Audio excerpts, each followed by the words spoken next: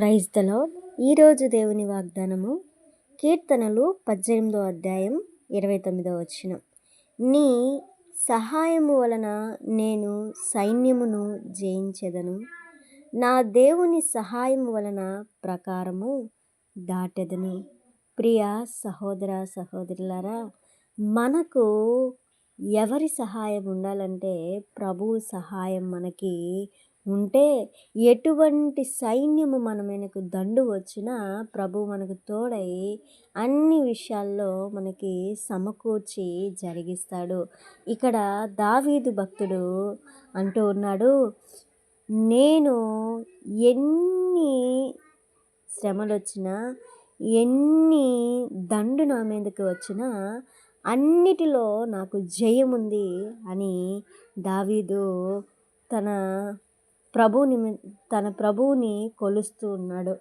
అలాగే మనము కూడా ఆయనను నమ్మిన బిడ్డలమైన ఆయనలో జీవిస్తున్న మనము కూడా ఆయన సహాయం మనలో ఉండాలి.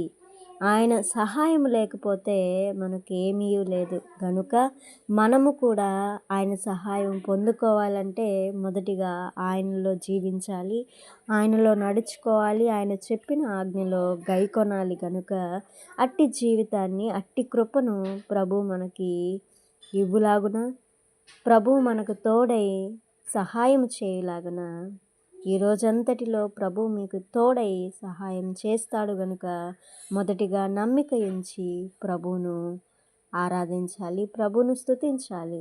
గనుక ప్రభువుని స్తుతిద్దాము. నీవు నా తోడు ఉన్నావయ్యా, నాకు భయమేలనమేసయ్యా,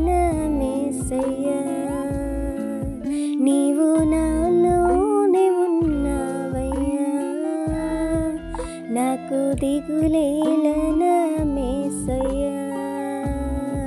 నాకు భయమేలా, నాకు దిగులేలా, నాకు చింతేలా, నాకు భీతియేలా, నీవు నా తోడు ఉన్నావయ్యా, నాకు భయమేలనా యేసయ్యా.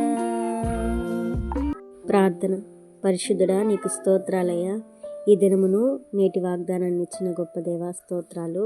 నైనా తండ్రి, అన్ని విషయాలు కృప చూపించండి. నైనా నువ్వు మాట్లాడిన మాటలకై స్తోత్రాలు ప్రభువా.